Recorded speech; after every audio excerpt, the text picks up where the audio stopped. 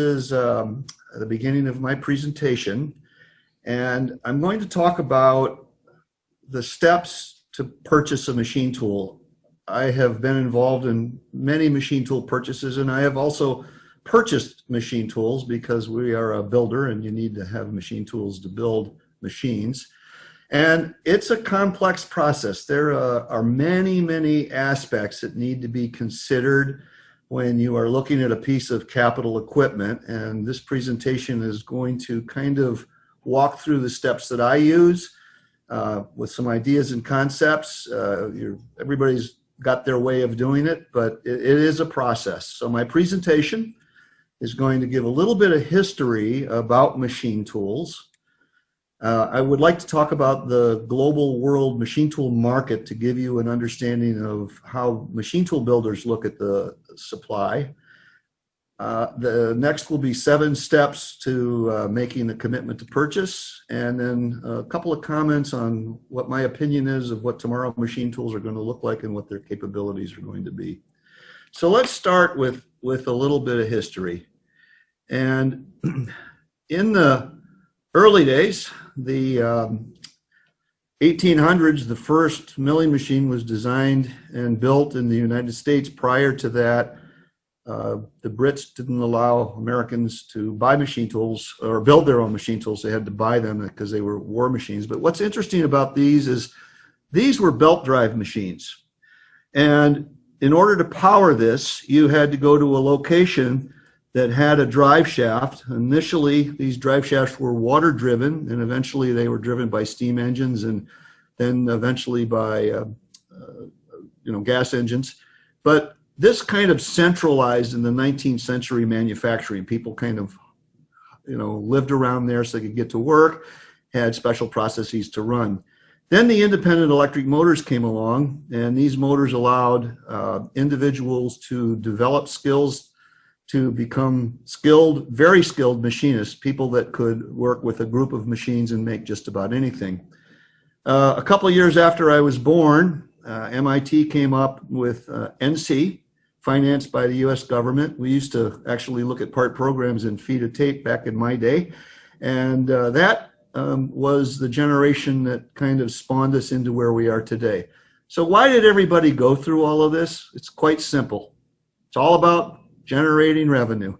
These people did not develop these things just for the sport of it. It was actually so that they could make money, generate revenue, and build a business.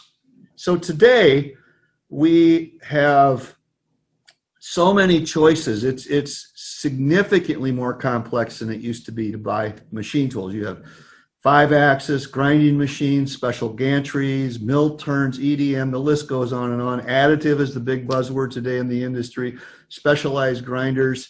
It's a challenge, needless to say, to buy a piece of equipment today. So I'd like to start with looking at the global world market. Now, this global market is a $70 billion market total. And it starts out at under $60,000. It's a small market in the United States, but in developing countries, it's a big market.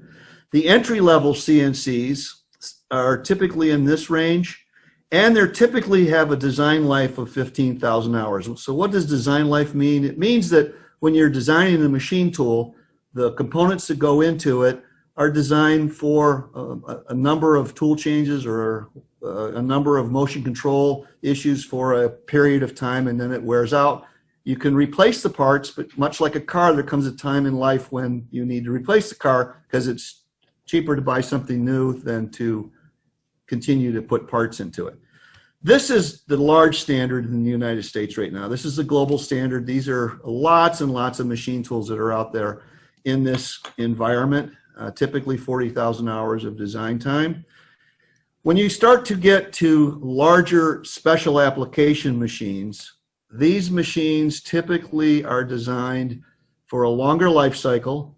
They're obviously more money, but they're designed for increasing cycle time. Maybe they're hard metal machines, or maybe they're high velocity aluminum cutting machines, Or maybe they're machines that are designed to accept automation, like FMS or robotics or big pallet pools or multiple tools. So these high standard machines have a different cost ratio and a different capability.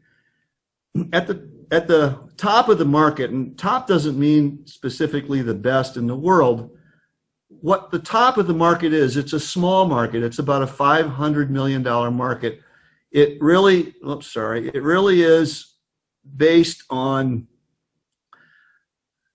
unique capabilities of machine tool builders. For example, in this market might be a 60-foot between center lathe. The company might only build 6 a year for $15 million, and that's a specialty.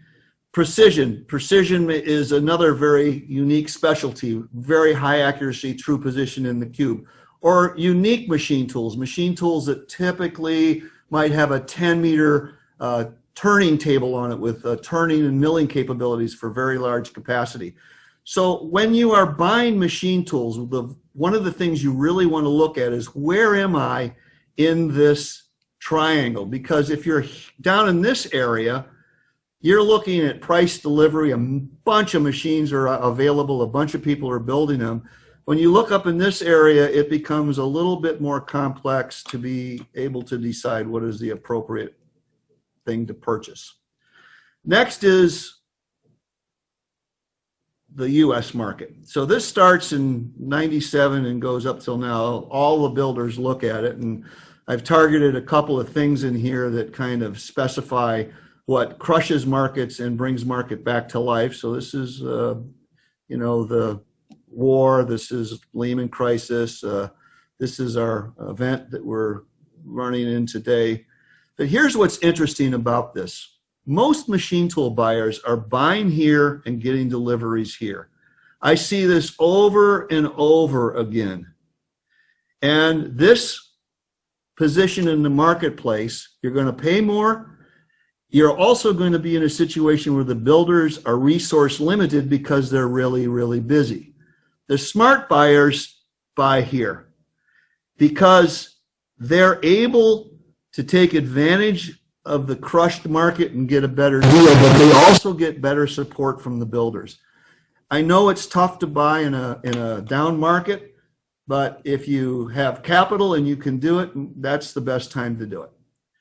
So I've broken this down into 7 steps to spending your money. And this is basically a good roadmap to follow, these 7 steps. You guys can read, so I'm not going to read them off to you, but it's a step-by-step process, and you can imply anything or put any questions into it that you want, but it really is just a roadmap that I use when I'm looking at capital and when I talk to other people about purchasing capital, and I'll go through each one of these individually. So let's first talk about the revenue stream. So revenue stream is really, what is your company's revenue? How is it being generated?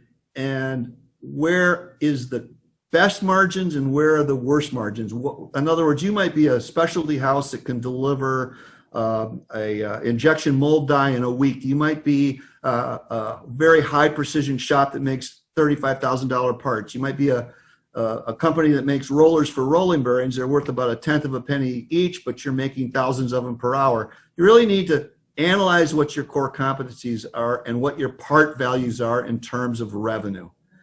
And look at what's affecting your margins. If you look at from when you purchase material till it goes out the door and break that down into margins, what areas produce the most margins and what areas produce the least margins? Maybe the least margins should be farmed out and try to collect the most margins. That's one way to look at it. The other way is, if I buy this capital, where is the cost savings? Let's say I'm doing high precision work and the equipment I have is aged, and I'm measuring everything over and over and over to make sure that it is correct and I don't scrap the part. A high precision machine can reduce that capability. There are many aspects in buying equipment. So the cost savings just isn't cycle time. It just isn't, rapid delivery. It affects everything in the total revenue stream of the part. The last note I put in here, and again, you can make any questions you want. I'm just trying to give you some ideas with the roadmap, is do you have the talent in-house? For example, I've helped a lot of shops go from 3 to 5 axis. You need new programmers, you need new software, you need new operators. And if you don't have the talent in-house, it is extremely difficult. So talent along with the machine tool need to kind of come together when you're looking at capital. The next step is to get a list of machine tool companies. And again, when I was talking earlier about this, global market, that bottom third of the market is an extremely crowded market. You have Taiwanese machines, you have low-cost American machines, you have machines from China. China's building 12, 13,000 CNCs a month now. That market right there, your list is going to have like 25 machine tool builders on it. When you start to get to the top of the market, your list is going to get pretty thin. And it's a different kind of an approach when you're looking at that kind of capital.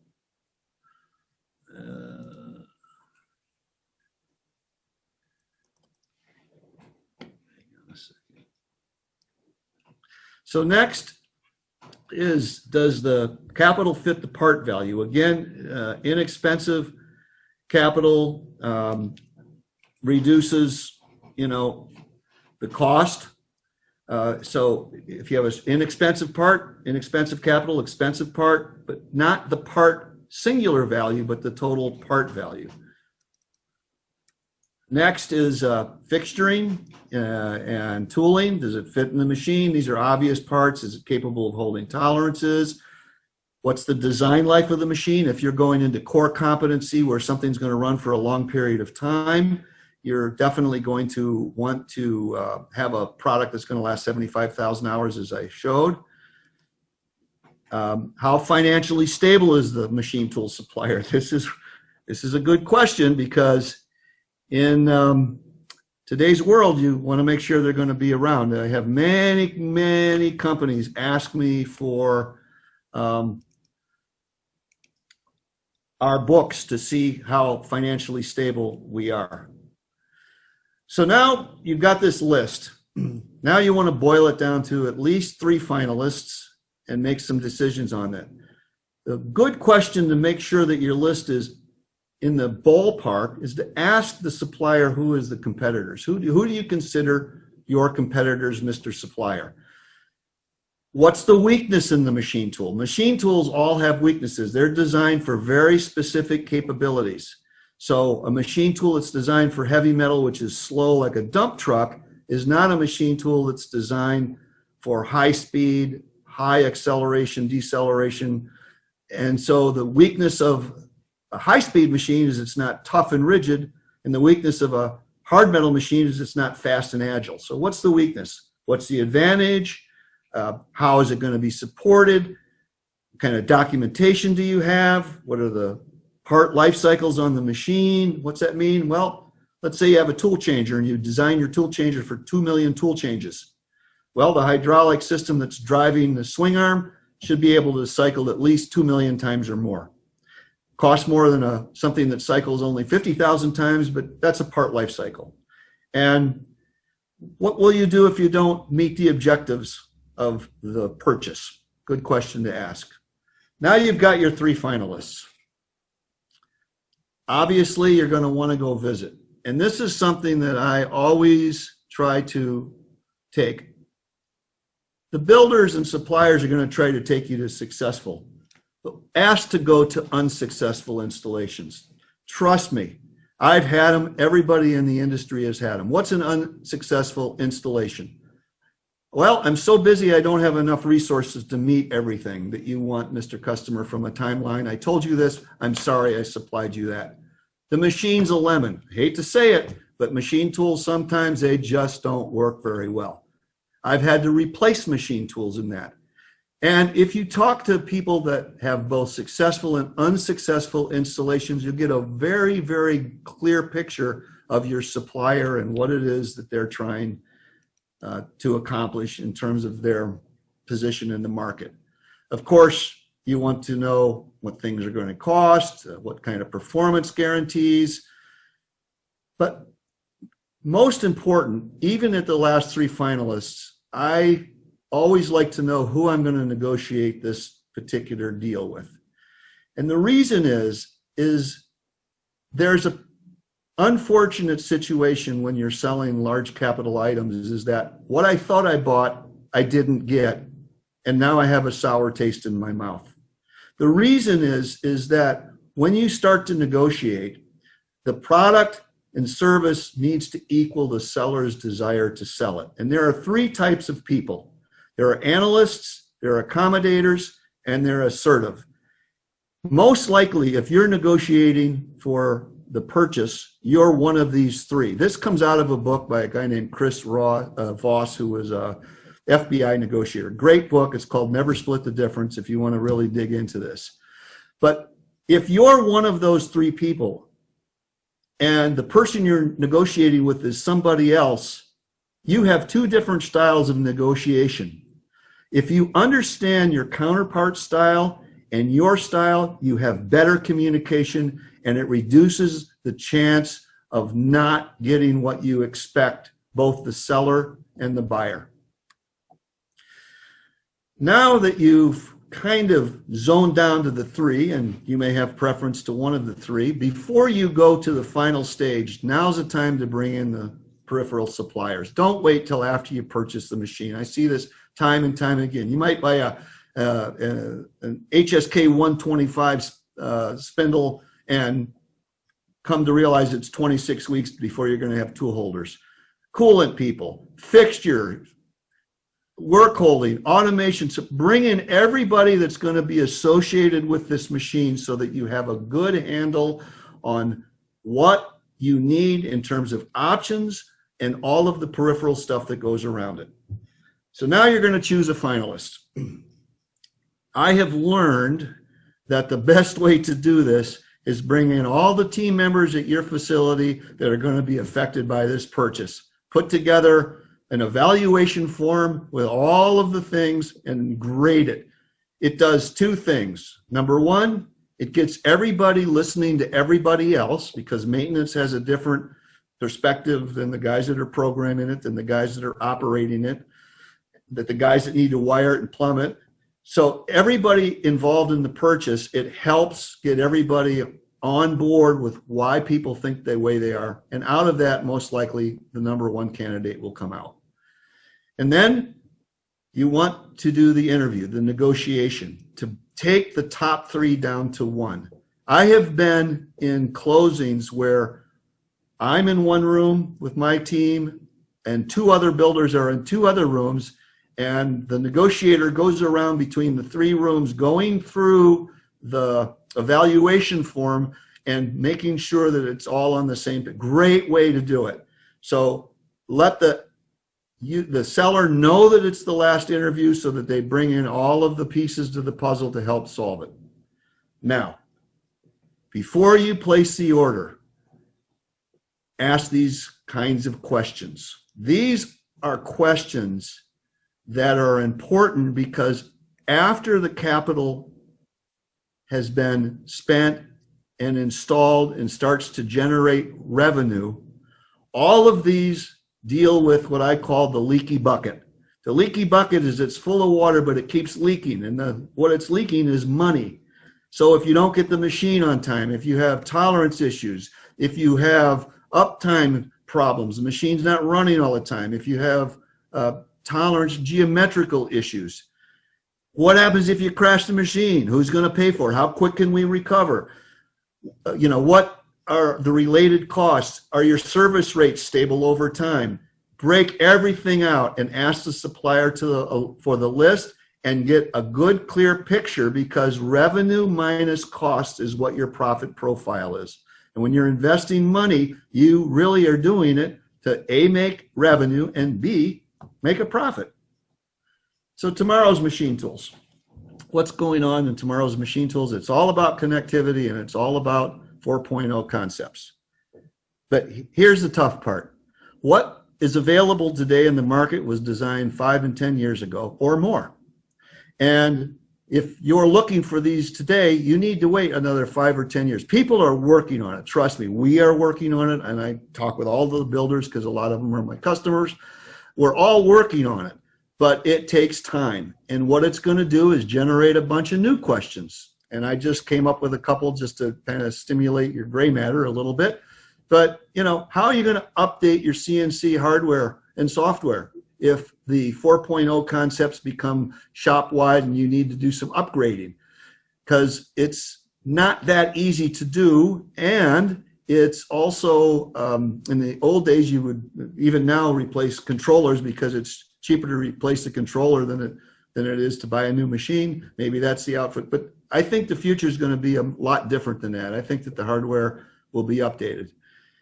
And how does the machine tool company support and enhance these new strategies after the purchase? In other words, what I'm learning now with the more complex machines that we're selling is I am using our engineering services continually, and we're sharing the cost of that talent because it's new and it's not easy.